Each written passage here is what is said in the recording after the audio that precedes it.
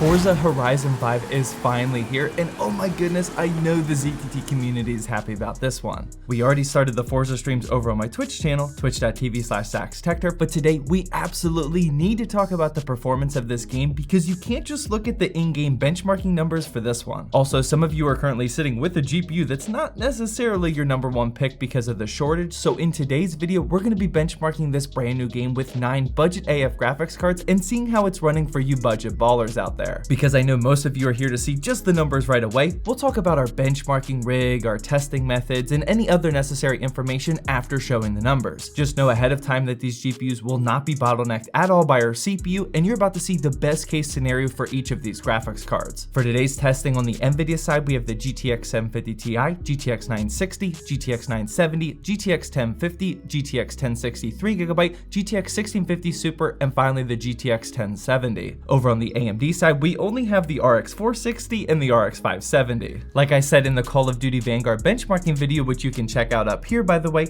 sorry I don't have more AMD graphics cards. Budget NVIDIA cards are just way easier to find right now during the GPU shortage. But now let's get into those benchmarking numbers, but first, let's quickly pay some bills so we can keep making these videos. GVG Mall is not just the sponsor of today's video, but it's literally the exact website that I personally use to activate my Windows 10 on almost every single PC that I build here in the studio. For the month of November, GVG Mall is bumping up our original 18% off discount code all the way up to 30% off if you use code ZTT18. That's an incredible deal for you guys, so big thanks to them for that. Please don't be one of those PC flippers that has to explain in the description of your post what an unactivated version of Windows 10 is. Just pay the tiny price tag on GVG Mall, way cheaper than retail by the way, activate every single one of your builds and reap the benefits in your flipping business. Don't forget to use discount code ZTT18. Alright, so just like my other benchmarking videos, I want to start off benchmarking each individual GPU with the specific settings that we would recommend using if this was your graphics card, and afterwards we'll show a huge chart with the results of every GPU benchmark with the exact same settings, that way you can see how they all compare against each other. Starting on the NVIDIA side of things, we have the GTX 750 Ti, and when using the built-in benchmarking tool in 1080p with very low settings, we only got 42 FPS, but here's where we need to explain something. This in-game benchmark that you're seeing now is the absolute worst case scenario for testing your PC's performance. It gives you all of the weather elements, opponents' cars, and everything in between, so when you're out there just racing a normal online race, you actually get way better performance than this. This 750 Ti is a good example because we benchmarked a random race and that FPS average got bumped up to 64 FPS, which is 16 more than the benchmarking tool, and that's an obnoxious increase of 52%. Same thing goes for the GTX 960 2GB card. Using the built-in benchmarking tool in 1080p with low settings, we only got 49 FPS, but that jumped up to a very solid and smooth 73 FPS during an actual non-benchmarking race. I'm not going to explain this concept for every single card, just know that this built-in benchmarking tool shows the absolute worst performance that you can expect, which is still important because you are going to have tougher to run maps and weather like this, but oftentimes you'll indeed get a bit better performance than what's being showed using the benchmarking tool. Moving on, next up we have the GTX 970, which gets a huge bump up from the 960, and we could actually get the settings up to 1080p and high, and here we got 56, and that actually got up to 80 FPS during an actual race. The GTX 1050 2GB card followed up after that, and in 1080p with low settings, even using the built-in benchmarking tool, we got over that 60 FPS target mark with 65. Next up was the GTX 1060. This is just a 3GB card, mind you, and in 1080p with high settings, again, we snuck past that 60 FPS mark with 61. After that, we tested a pretty beefy GTX 1650 Super, which got the highest FPS out of every card that we tested with today, which we'll show soon in the big chart. But yeah, in 1080p with high settings, this one cranked out 84 FPS, and it even got over 100 during an actual race. And to round out the NVIDIA cards, we have the similarly performing GTX 1070. Decided to crank the settings up to ultra for this one just to see what it can do, and it still got over the 60 mark with 63 FPS. Transitioning over to our quick 2 AMD cards. Sorry again, I don't have more to test with today. First up is the RX 460 2GB GPU, and in 1080p with very low settings, we only got 40 FPS, which sounds bad, but that still got over the 60 mark with 66 during an online race. And finally, for our last graphics card, we have the RX 570 4GB, and in 1080p with medium settings, we got 62 FPS, and that jumped all the way up to 99 FPS during an actual race, which is a massive 60% increase compared to the benchmarking tool. With the individual benchmarks out of the way, let's see how they all stacked up side by side using the exact same settings, and for this test, we decided to just keep the settings at 1080p low, and here are the results. This is using the built-in benchmarking tool, by the way, and unlike the Call of Duty Vanguard test, which we just ran in a previous video, here it looks like NVIDIA may just be a bit more optimized, but it's definitely a bit more even even in my opinion. Every single one of these cards is capable of getting 60 FPS and 1080p resolution during an actual race, not the built-in benchmarking tool, mind you. So regardless, this is actually a pretty optimized game right out of the bat, and you shouldn't struggle too hard with it even if you're rocking some budget hardware. And then just remember that if you see some other benchmarks for your specific GPU online, find out if they tested using the built-in benchmarking tool or just a normal race. That benchmarking tool isn't useless, it just throws a very hard to run map and scenario at you, and it's good to see what the worst case scenario is for each GPU. With the benchmarks wrapped up, just like the Vanguard video, I want to quickly talk about our testing rig today, and also we gotta find out who the true ZTT viewer ballers are. As you can see, here's a list of every part inside the testing rig today, and of course that CPU is the Ryzen 5 5600X. That 5600X isn't necessarily an appropriate CPU to be pairing with budget GPUs, especially cards like the GTX 960 and GTX 750 Ti, but by using this CPU, it allows us to make sure we don't run into any CPU bottlenecking so we can see the absolute best case performance for these graphics cards. Just remember that if you pair a budget GPU with a budget CPU, which you most likely will, if you run into any CPU bottlenecking, you may get even less performance than what we showcased today. And just like yesterday, I want to see who the true baller ZTT viewers are out there. Comment something down below starting with the basketball emoji. That way I know you watched this far into the video, and seriously, thank you again for increasing that YouTube retention time because that's like the #1 metric these days, and I really appreciate your viewership. If you could also drop some love for Sam in the comments section because he was here all weekend benchmarking, that would be much appreciated.